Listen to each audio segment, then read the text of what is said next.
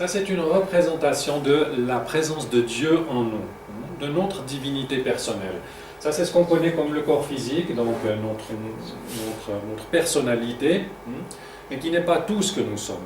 Nous sommes en fait tout ce qu'il y a sur cette image.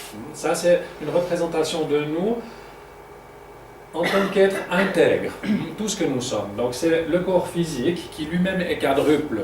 Le corps physique est compris par là. Le corps mental, le corps émotionnel, qui est le corps des sentiments, le corps physique, qui est le corps que nous connaissons le mieux, et le corps éthérique, qui est le corps de la vitalité. Ça, ce sont les 4 corps inférieurs. Ces 4 corps, pour que notre divinité puisse se manifester, ils doivent être équilibrés, ils doivent être harmonisés, parce que c'est eux, en quelque sorte, qui gâchent tout, qui empêchent la divinité de se manifester sur le plan physique et dans notre vie. Donc le travail que nous avons à faire, c'est d'harmoniser ces 4 corps inférieurs en les connectant avec notre être véritable qui est la présence « Je suis ». La présence « Je suis », c'est Dieu en nous, c'est l'être parfait qui est en nous, qui est parfaite lumière, qui est tout l'amour, toute la sagesse, toute la force, la volonté, la vitalité, la santé, la beauté, la paix, l'opulence et la liberté que nous pouvons espérer.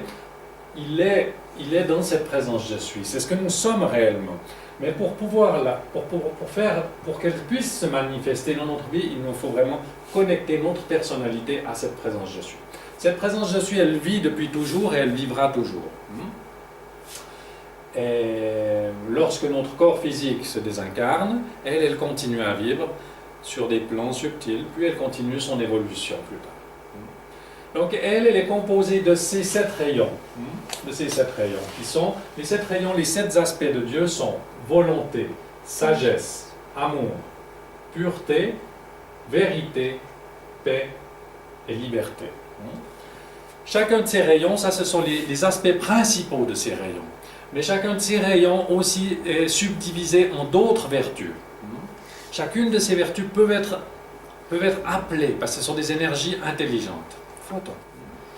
Ok, donc le rayon rose est plus actif le mardi, bien que tous les rayons soient actifs tous les jours de la semaine.